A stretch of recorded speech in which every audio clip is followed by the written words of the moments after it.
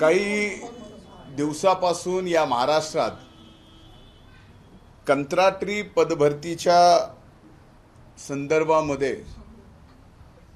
काही पक्षाकडून फार मोठ्या प्रमाणात गदारोळ करण्याचं काम केलं जात होतं। आता ज्यांच्यामुळे हा गदारोळ निर्माण झाला, आज त्यांचंच पितळ उघड करण्यासाठी आपल्या सर्वांना नाशिकच्या या प्रवासामध्ये असताना मला बोलण्यासाठी बोलवावं लागलं।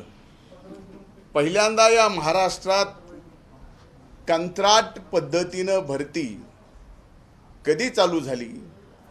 13 मार्च 2003 ला ज्यावेळेस शिक्षण मोहिमेच्या अंमलबजावणीसाठी अशा नियुक्त्या देण्याच्या संदर्भात शिक्षण सेवक म्हणून जे कंत्राटी पद्धतीचं होतं, त्यावेळेस राज्याचे मुख्यमंत्री काँग्रेसचे सन्माननीय सुशीलकुमार शिंदे होते।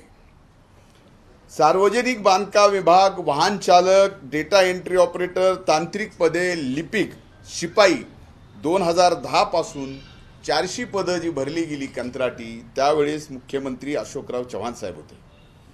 शालेय शिक्षण व क्रीडा विभागामध्ये वाहन चालक, डेटा एंट्री ऑपरेटर, लेखा, लिपिक, शिपाई, साधन व्यक्ती, प्रकल्प समन्वयक, विशेष शिक्षक 2010 पासून 6000 पदं भरली, त्यावेळेस मुख्यमंत्री होते माननीय अशोकराव चव्हाण। 14 जानेवारी 2011 ला सर्व शिक्षा अभियानात 405, MIS coordinator 405, data entry operator 2156, लेखापाल आणि सहाय्यक शैक्षणिक योग्यता BTech, BE, BSc, MSc किंवा समकक्ष अशी ज्यावेळेस कॉन्ट्रॅक्ट भरती झाली, त्यावेळेसही तत्कालीन राज्याचे मुख्यमंत्री पृथ्वीराज चव्हाण होते।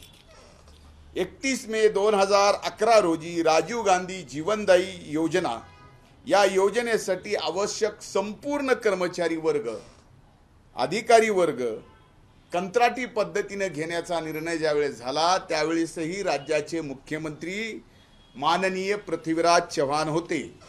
16 सप्टेंबर 2013 ला सामाजिक न्याय विभागामध्ये कंत्राटी भरती करण्याचा निर्णय सुद्धा तत्कालीन मुख्यमंत्री पृथ्वीराज चव्हाणांचा होता।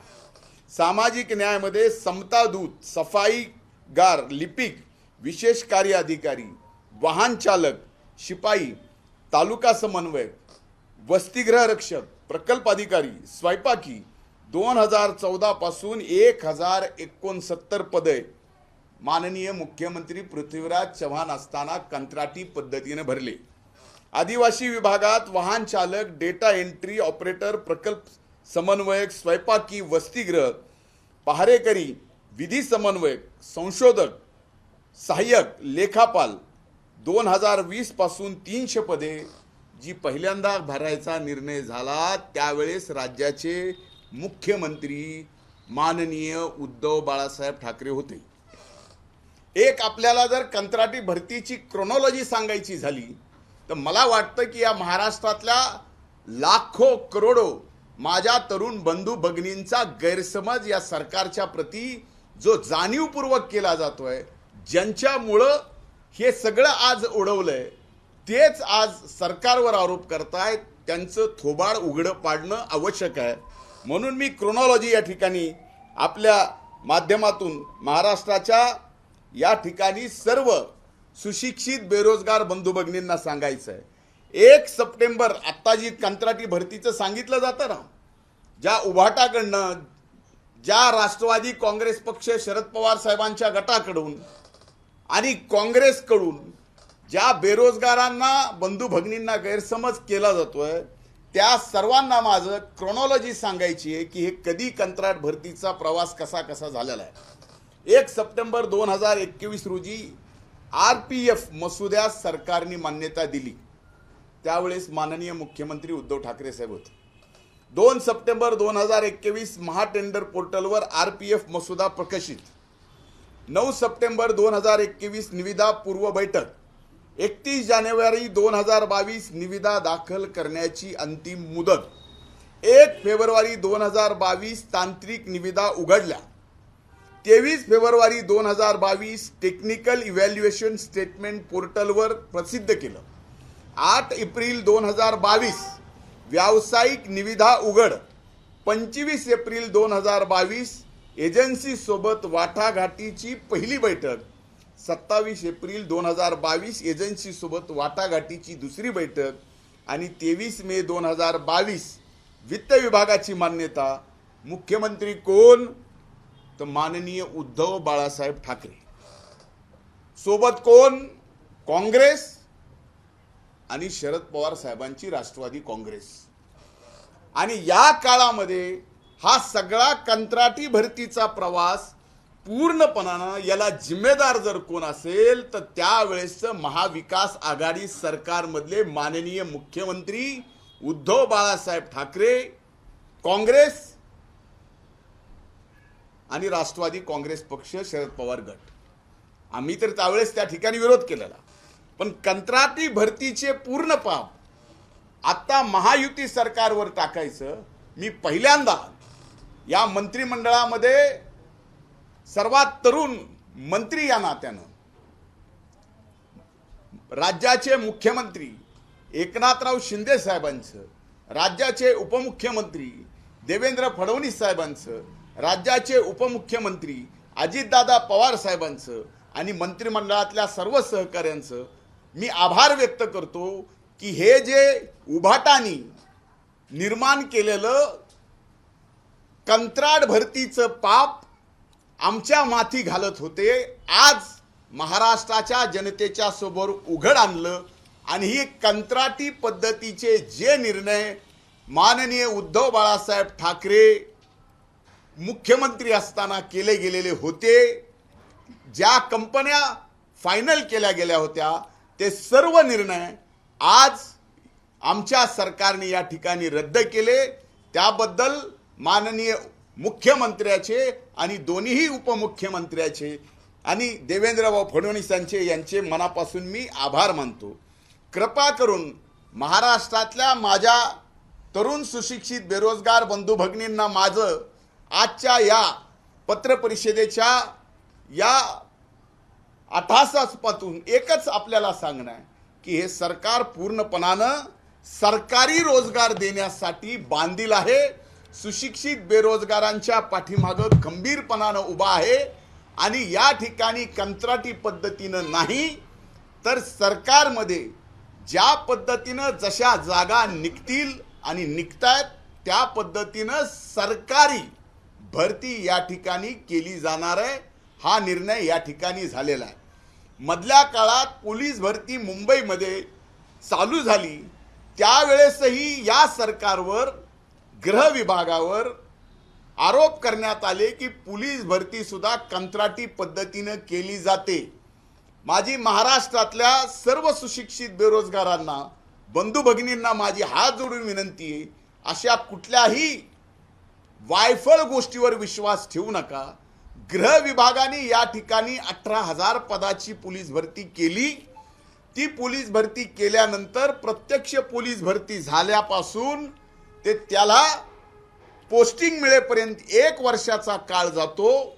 त्या 1 वर्षाच्या काळात ही 18,000 पदं पोलीस स्टेशनला वेगवेगळ्या देण्यासाठी जी आवश्यक असतात ती पदं देण्यासाठी 1 वर्षाचा विलंब लागू नये म्हणून जी MSF आहे, म्हणजे हे महाराष्ट्राचं सरकारचं बोर्ड आहे, ज्या बोर्डातल्या काही लोकांकडनं त्या 1 वर्षाच्या काळाच्या दरम्यान भरती प्रक्रियेच्या त्यांना ड्युटी दिली गेली. पण आज लाज वाटली पाहिजे की सुशिक्षित बेरोजगार तरुण बंधू भगिनींच्या नौकर भरतीच्या प्रक्रियेत सगळ्यात मोठं पाप ज्या उभाटाने केलं, ज्या महाविकास आघाडी सरकारने केलं, त्यावेळेस आम्ही विरोध केलेला आहे, आमची नोंद आहे. पण ह्या सगळ्या गोष्टी विरोध केलेला असताना सुद्धा ज्यांनी पाप केलं त्यांचं पाप उघडं पडू नये म्हणून महाविकास आघाडीच्या त्या काळातल्या मुख्यमंत्र्यांनी आणि त्या काळातल्या सहकार्यांनी, मी आता क्रोनॉलॉजी सगळी वाचून दाखवली, परत सांगणार नाही, कृपा करून ह्याला बळी पडू नका. हे सरकार सुशिक्षित बेरोजगार बंधू भगिनींच्या पाठीमागं ताकदीनं उभा आहे आणि सर्वच्या सर्व जागा ह्या सरकारी पद्धतीनं भरती केल्या जाणार आहेत. कुणाच्याही या अफवेला बळी पडू नका. सरकार पूर्णपणानं सरकारी नोकरीमध्ये सुशिक्षित बेरोजगारांना नियमाने सामावून घेणार आहे. पण आपण आता तुम्ही म्हटला मी विरोध केलेला होता, परंतु अजितदादा असतील एवढे मातब्बर सर्व नेते होते, तुमच्या जे म्हणणं होतं त्याला काही एक लक्षात घ्या, ज्या वेळेस मुख्यमंत्र्यांनी मी क्रोनॉलॉजी सांगितली, एक तारीख सांगितली, ज्या तारखेला हा निर्णय समोर आला, प्रस्ताव आला, निविदा कधी झाली, कुठल्या तारखेला कॉन्ट्रॅक्टर सोबत मीटिंग झाली, कुठल्या तारखेला कॉन्ट्रॅक्टर सोबत दुसरी बैठक झाली, कुठल्या तारखेला कॉन्ट्रॅक्टर निश्चित झाले, कुठल्या तारखेला ऑर्डर झाली, हे सगळं आम्ही सांगितलं. वित्त विभागाकडे सगळ्यात शेवट फाईल आली आणि त्यावेळेस सुद्धा तत्कालीन उपमुख्यमंत्र्यांनी अजितदादा पवार साहेबांनी या प्रस्तावाला विरोध केला होता. पण महाविकास आघाडीचं सरकारमध्ये त्यावेळेस प्रामुख्यानं मुख्यमंत्री म्हणून माननीय उद्धव बाळासाहेब ठाकरे साहेब बघायचे, राष्ट्रवादी काँग्रेस पक्षाचे नेते म्हणून भलेही उपमुख्यमंत्री अजितदादा असले तरी त्या ठिकाणी सर्व अधिकार हे आदरणीय शरदचंद्रजी पवार साहेबांकडे होते आणि काँग्रेसचे सर्व अधिकार कुणाकडे होते हे आपल्याला सांगायची गरज नाही.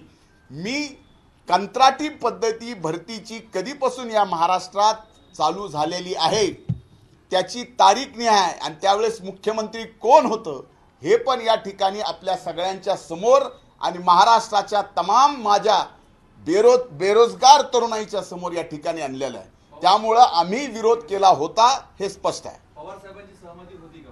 आता या बाबतीमध्ये ज्या वेळेस माननीय उद्धव बाळासाहेब ठाकरेंनी या ठिकाणी निर्णय घ्यायचा विषय ठरवला आणि त्यांनी सांगितलं की या ठिकाणी अशा पद्धतीनं मला आता हा निर्णय करायचा आहे आणि या दरानं म्हणजे दर सुद्धा कंत्राटी पद्धतीचे असे आहेत की ज्या दराच्या बाबतीत या महायुती सरकारनं दर कमी करण्याच्या बाबतीमधला निर्णय ठरवला आणि आत्ता तर हा पूर्णपणानं कंत्राटी पद्धतीचा जो जी.आर. निघाला होता तोच रद्द केला. इथून पुढे कंत्राटी पद्धतीनं या राज्यात कसलीही भरती केली जाणार नाही हे महायुती सरकारने आज निर्णय करून स्पष्ट केलेलं आहे. मुंडे साहेब, या संदर्भामध्ये उद्धव ठाकरे, शरद पवार आणि नाना पटोले यांनी नाक घासून उद्या सकाळी 9:30 वाजेपर्यंत माफी मागावी. आता भाजप 10 वाजेपासून तीव्र आंदोलन करेल असं बावनकुळे यांनी. अगदी खरंय.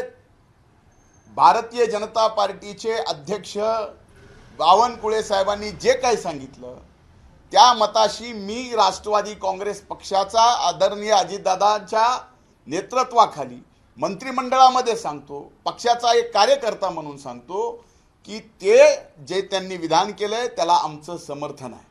लाज वाटली पाहिजे यांना की कुठल्या गोष्टीवर तुम्ही नाराज या ठिकाणी गैरसमज पसरवता. अरे ज्या तरुणाईला तुम्ही बेरोजगार केलं, तुमच्यामुळं कंत्राटी पद्धतीचं धोरण महाराष्ट्रात आणलं आणि तुम्हीच आज आमच्या सरकारला या ठिकाणी बदनाम करताय.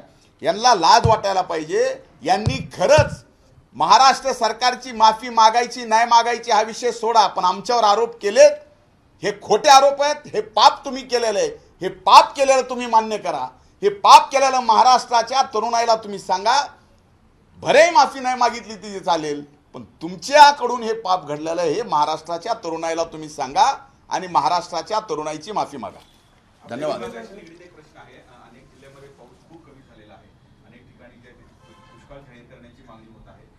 त्या संदर्भात काही नाही, एक लक्षात घ्या की या सर्व परिस्थितीवर महाराष्ट्राचा कृषी विभाग, मदत पुनर्वसन विभाग आणि महसूल विभाग पूर्णपणानं लक्ष देऊन आहे. या राज्यामध्ये पहिल्यांदाच असं अभूतपूर्व संकट आलंय. एकीकडे जास्त पाऊस झाल्यामुळं आणि बहुसंख्य महाराष्ट्रामध्ये पाऊस कमी झाल्यामुळं अशा परिस्थितीमध्ये आत्ताची परिस्थिती लक्षात घेता चाऱ्यापासून पिण्याच्या पाण्यापर्यंत सर्व गोष्टीवर सर्व जिल्हाधिकाऱ्यांना या ठिकाणी लक्ष ठेवायला सांगितलेलं आहे.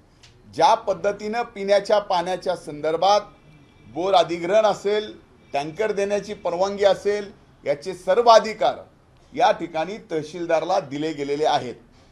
चाऱ्याच्या बाबतीमध्ये आत्ता असा कुठेही भयंकर प्रश्न निर्माण झाला नाही, पण कदाचित 1.5 महिन्यानंतर 2 महिन्यानंतर चाऱ्याच्या बाबतीमध्ये प्रश्न निर्माण होऊ शकतो.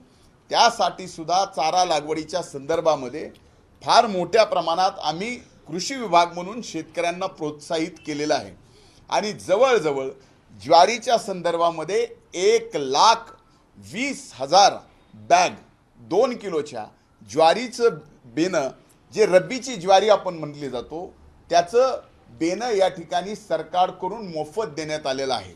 ह्या सगळ्या परिस्थिती पाहता उद्या पिण्याच्या पाण्याची, चाऱ्याची आणि गाव पातळीवर रोजगाराची कसलीही समस्या निर्माण होऊ नये म्हणून हे सरकार पूर्णपणाने दक्ष आहे आणि अशा संकटाच्या काळात सुद्धा लक्ष ठेवून आहे कुणाला कसलीही अडचण येणार नाही ही सरकारची जबाबदारी आहे। मुंडे साहेब, मराठा आरक्षणासंदर्भात एक प्रश्न आहे। आपलेच लोक आपल्या अंगावर घालण्याचा सरकारचा प्रयत्न आहे असं जरांगे पाटील यांनी आरोप केलेला आहे आणि जे 24 तारखेचं अल्टिमेटम दिलेलं होतं त्याबद्दल देखील सरकार गंभीर नाही अशा स्वरूपाचं मला एक म्हणायचं आहे की सन्माननीय जरांगे साहेबांनी काय म्हटलं हे मी स्वतः ऐकलेलं नाही आहे। त्यामुळं मी 1998 पासून मराठा समाजाला आरक्षण मिळावं या चळवळीचा एक कार्यकर्ता आहे आणि हे सर्व दूर महाराष्ट्रातल्या मराठा चळवळीतल्या प्रत्येक कार्यकर्त्याला माहिती आहे। मराठा समाजाला आरक्षण मिळालं पाहिजे ही भूमिका सरकारची सुद्धा आहे। या अगोदरही मराठा समाजाला आरक्षण मिळावं म्हणून दोन्ही सभागृहात तत्कालीन मुख्यमंत्री देवेंद्र फडणवीस असताना एकमतानं कायदा करण्यात आला, इम्पेरिकल डाटा या ठिकाणी केला। सुप्रीम कोर्टाने माननीय रिटायर्ड चीफ जस्टिस गायकवाड साहेबांच्या खाली आयोग नेमला। त्याच्या ठिकाणी सुप्रीम कोर्टाने ज्या डायरेक्शन दिल्या होत्या त्याप्रमाणे त्या आयोगाने काम केलं। आयोगाने जेवढं काही या ठिकाणी विषय समोर आणला त्याप्रमाणे दोन्ही सभागृहात कायदा केला, तो कायदा हायकोर्टात टिकला। त्या पद्धतीनं मराठा समाजाला त्या आरक्षणाचा फायदाही मिळू लागला, नोकर भरतीमध्ये मिळाला, सर्व गोष्टीत मिळाला। पण नंतरच्या काळात तो कायदा हायकोर्टाने जो मान्य केला तो सुप्रीम कोर्टात रद्द झाला। सरकारची आज हीच भूमिका आहे की भलेही अल्टिमेटम देण्याच्या बाबतीत कुणी काय दिला याच्यापेक्षा मराठा समाजाला आरक्षण दिलं गेलं पाहिजे आणि ते उच्च न्यायालयापासून सर्वोच्च न्यायालयापासून आणि संविधानामध्ये सुद्धा या ठिकाणी ते टिकलं पाहिजे। टिकणारं आरक्षण द्यावं, आरक्षणासाठी राजकारण नको, आता आरक्षण मिळायलाच पाहिजे ही जी भूमिका आहे त्या भूमिकेशी आणि भावनेशी सरकार एकरूप आहे आणि हे एकरूपता येणाऱ्या काळात आमच्या कामातून आरक्षण मिळवून देऊन सरकारच्या माध्यमातून नक्कीच दिसेल। सरकार एकीकडे म्हणतंय की आरक्षण देऊ, नारायण राणे म्हणतात की मराठा आणि कुणबी हे दोन्ही वेगळे आहेत। एक लक्षात घ्या, या बाबतीत कुणाचे मतांतर जात मध्ये होऊ शकतात। आता या बाबतीत मला काय वक्तव्य करायचं नाही आहे, कारण काय की माझ्यासारखा एक व्यक्ती मराठा समाजाला आरक्षण मिळावं याच्यासाठी 98 पासून लढतोय। मी ना मराठा आहे ना मी कुणबी आहे, पण मी लढतोय का तर मला खालच्या पातळीवरती माहिती आहे की एकरावर जमीन असणाऱ्या आमच्या मराठा बंधू भगिनींच्या आज गुंट्यावर आल्यात आणि त्यामुळं आरक्षण ही गरज आहे, आज ती निर्माण झाली आहे आणि त्यामुळं दिलं गेलं पाहिजे ही माझी प्रामाणिक भावना आहे आणि सरकारची सुद्धा या ठिकाणी हीच प्रामाणिक भावना आहे। त्यामुळं हे आरक्षण देण्यासाठी कायम टिकलं पाहिजे याच्यासाठी सर्वांनीच एकत्र येऊन सहकार्य केलं तर शक्य आहे, नाही तर फक्त सरकार विरोध करत आहे आणि सरकारलाच या ठिकाणी द्यायचं नाही अशा पद्धतीचं राजकारण सुद्धा आरक्षण मिळवण्यासाठी आणि टिकवण्यासाठी चुकीचं होईल। हे राजकारण करायचा विषय नाही तर हा खरंच मनातून जीवातून हे आरक्षण देण्याचा विषय आहे। एबीपी माझा, उघडा डोळे बघा नीट।